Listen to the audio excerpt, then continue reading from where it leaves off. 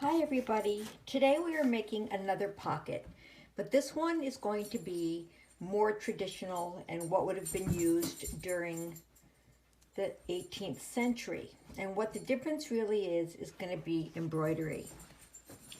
Here's a pocket I have made. Very easy steps, and I'm going to take you through how to do it.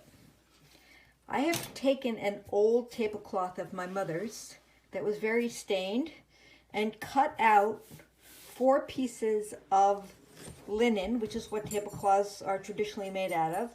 And my pieces are approximately 9 inches by 13 inches. It doesn't really matter. You're going to need 3 pieces the same size. You take the first piece and you fold it in half the long way and cut it up the middle.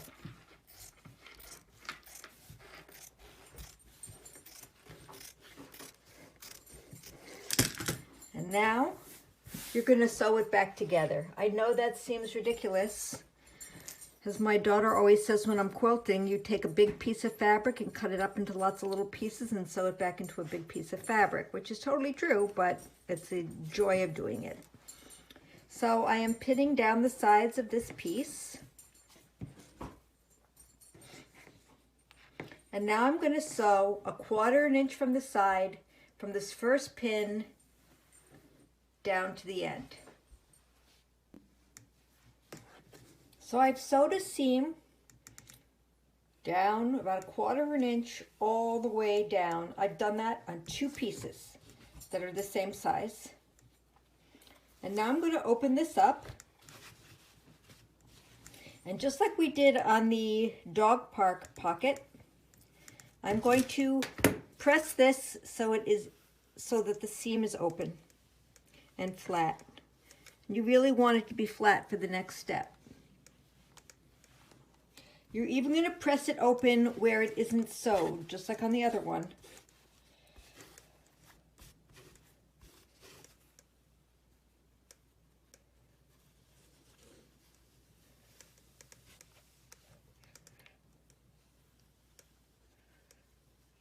If you're using an old piece of linen, you might want to put a little bit of starch, or if you have it, best press. It's kind of a modern version of starch for quilters if you have it. Okay, so you iron it so it stays open. You do that on both pieces that you have cut, and then cut again, and then sewed back together. So you have a nice open seam. You're then going to take the seam, and this is when the fun really begins, okay? You're now going to take one of the pieces and you are going to embroider on it. Now, there are lots of patterns online that you can download for embroidery designs. You can either use your own design. You can just sketch a design on there, or you can have a book like this, which has iron-on transfers that you can just iron the design right on to the fabric and then follow it with your needle and thread. You can use embroidery floss like this, which is available at any craft store. I used leftover 3-ply wool from my mother's needlepoint stash. My mom passed away and left a huge pile of wool from her needlepoint, and I didn't want to throw it out. I never throw out anything. And when you use this, the fun thing about this is it's 3-ply, so you can cut a piece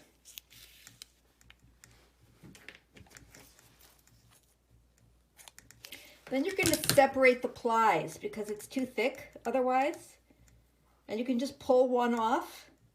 And if you want to do something really fun with this, which you can't do with the embroidery floss, is that I'm going to take a piece from my pink as well, if I can find the end.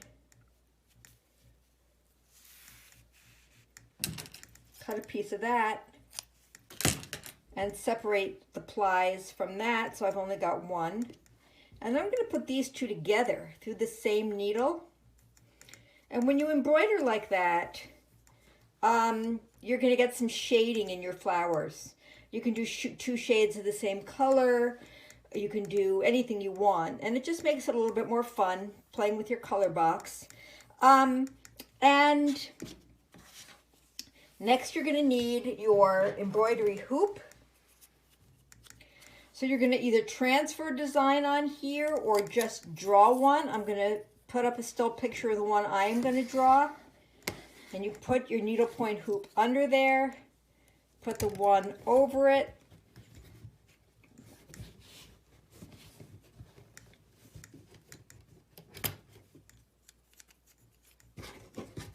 You want this nice and tight. Here we go. So imagine that the design that you're about to see is drawn on here already.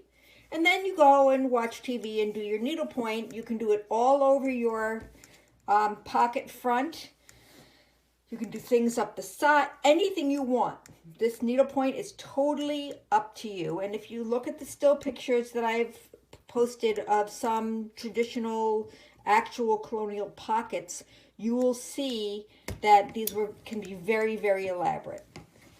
I am not the greatest embroiderer, so I needlepointed this or embroidered this on the front of mine. And now I'm ready to move on with the rest of the construction of the pocket. Okay, so now I've sewed down this side, across the bottom of the opening, and up the other side, so that my two pieces are now connected. I'm now taking that third piece of linen from my mother's old tablecloth. Now it's going to be a little bit bigger because it doesn't have a seam in it. So I'm going to flip it over and I'm just going to trim it so that it is the same size as the other two pieces. The other two pieces are smaller because if you remember, they were cut and seamed, and so that takes up some of the width of the fabric, and now we're correcting for that. Okay? I've also decided on this pocket that I want to round the edges at the bottom because that is a kind of more traditional pocket. So I have all three layers here. I'm going to fold it in half the long way, like this.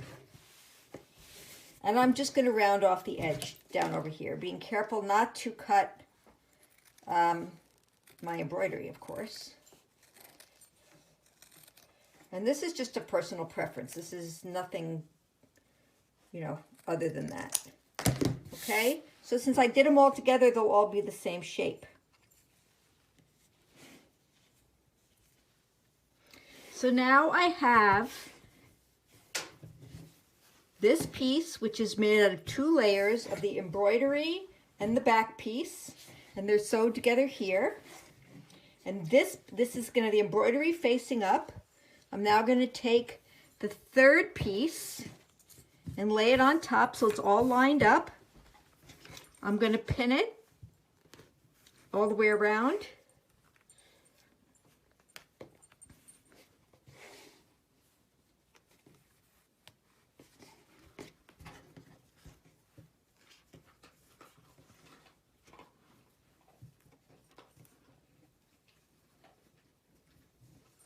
Making sure everything's lined up.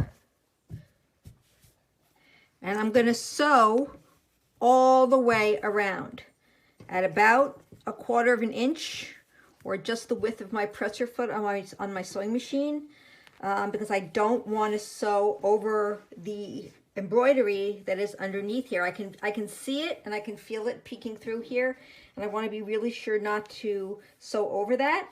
So I'm just going to go across the top and around all the way, and be careful not to sew over my embroidery.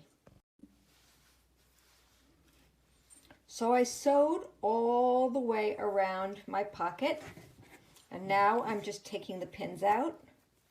I sewed through all the layers at once. Of course, if you don't have a sewing machine, you're welcome to do this by hand. I am, of course, cheating by using a sewing machine, but you all will forgive me.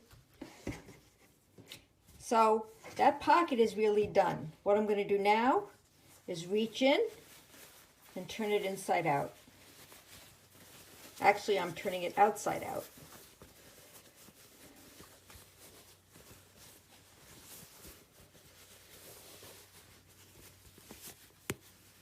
Push out the corners.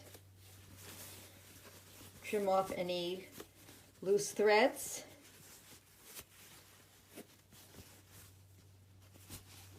And here we go, a pocket. All we have to do now is to make some way to tie it on, so you can sew a piece of ribbon across the top, or you can get some bias tape, or you can make a tie out of an extra piece of linen if you have it. Anything that makes you happy is fine. Here's some white that I have that I could sew on. Anything at all like that is fine. It doesn't have to match. It can be a piece of flowered ribbon. It can be anything you like. And now you have a hand embroidered colonial pocket. Tune in next time. We're going to make a colonial skirt.